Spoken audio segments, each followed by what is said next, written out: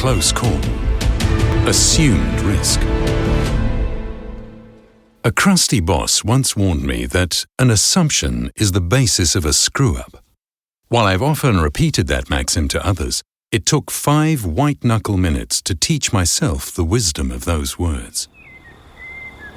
The weather was severe clear that October evening, and with my newly acquired night flying rating added to my private pilot's VFR license, I was looking forward to an hour of circuits to hone my takeoff and landing skills. I'd rented a mid-70s vintage Piper Archer at Buttonville Airport on the northern fringe of Toronto, Canada. The trouble began innocuously enough during the walk-around.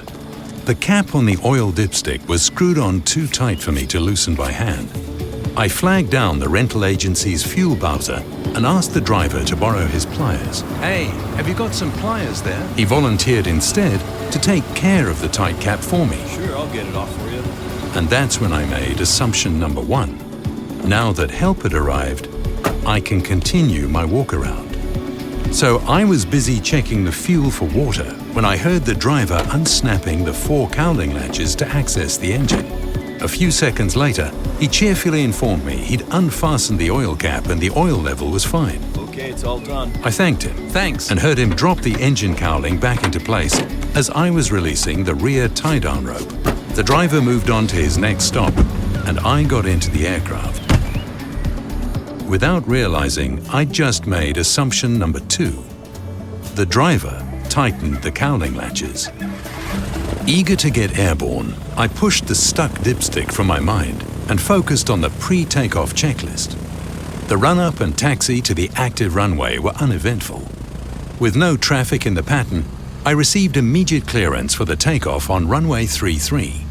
The altimeter was passing 300 feet and the end of the runway was passing beneath the aircraft when the cowling popped up, held in place only by the loosened latches. Now the cowling was poised like a blade in the windscreen just inches away, rattling and straining against the latches. If they gave way, it would slice through the windscreen like a buzzsaw. My initial embarrassment at having been so sloppy turned to cold sweat fear. The cowling was almost completely blocking my view. My first instinct was to reduce power to take the strain off the latches, but countless warnings about the dangers of power reduction on takeoff kept my hand off the throttle. Besides, I reasoned it was better to get to circuit height to have enough altitude to complete the circuit and get back down on the ground ASAP.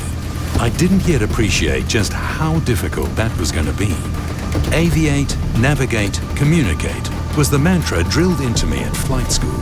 I forced my attention from the fluttering cowling and scanned the instrument panel.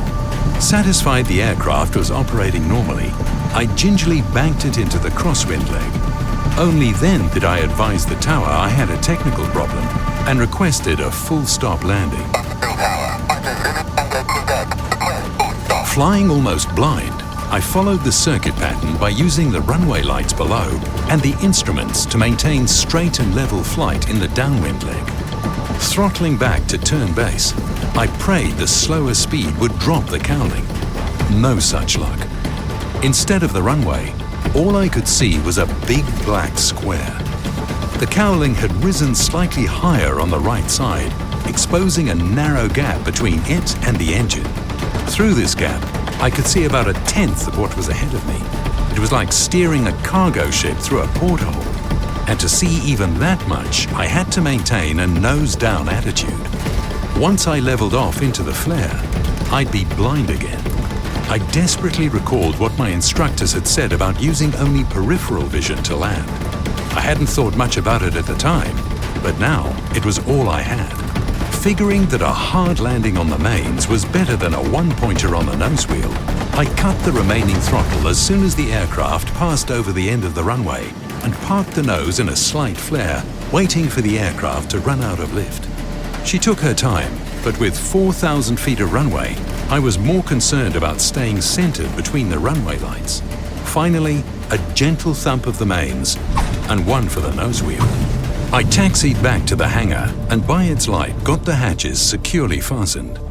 I resisted the temptation to congratulate myself on my handling of my first real in-flight emergency. I'd caused it. Lesson learnt. The Bowser driver happened by while I was paying for the rental. When I told him what had happened, he went a little grey and began apologising. But I assured him it was my fault as pilot in command to ensure the aircraft was airworthy. "And that's why I didn't do those latches," he said, still apologetic. "I just assumed you'd want to check the oil yourself."